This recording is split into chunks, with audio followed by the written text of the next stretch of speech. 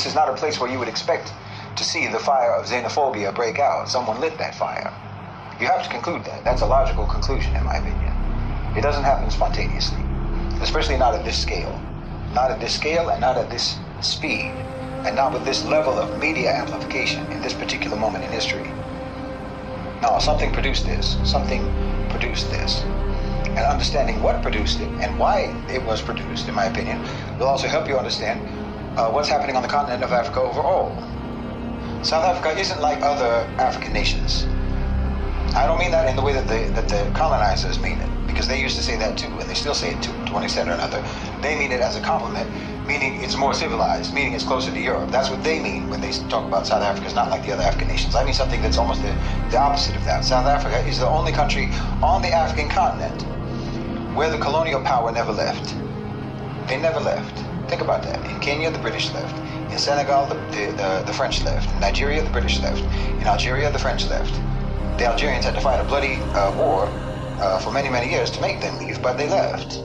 So in country after country across the African continent, after independence, the foreign colonial class packed up. They packed up, mostly. And the indigenous population took over. They took formal, you could say, formal control of the state. But what happened in South Africa in 1994? That's not what happened. What happened in 1994 was that the white minority population lost formal political control. They lost the ability to write the laws and run the government in their name. But they kept everything else. They kept everything else. They kept the land, they kept the mines, they kept the banks, they kept the corporations, they kept the financial markets, they kept the control of the media. You understand? When Nelson Mandela walked out of prison, he walked into a country where roughly 8% of the population, the white minority, 8%, still owned the overwhelming majority of that economy. And 30 years on, 30 years later, that's still basically true. Now, why is that relevant to anything that's happening today? Because of who that 8% is. You understand? Because of who that 8% is. Let's not dance around the subject. When we talk about Chinese billionaires in China, their wealth is embedded in China.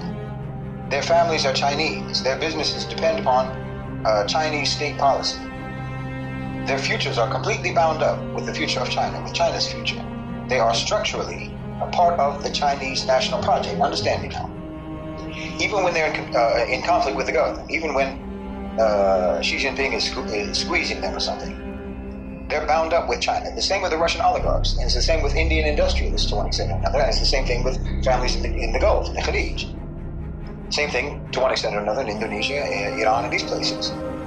In these countries, the wealthy class is tied to the nation. The nation is the source and is the protector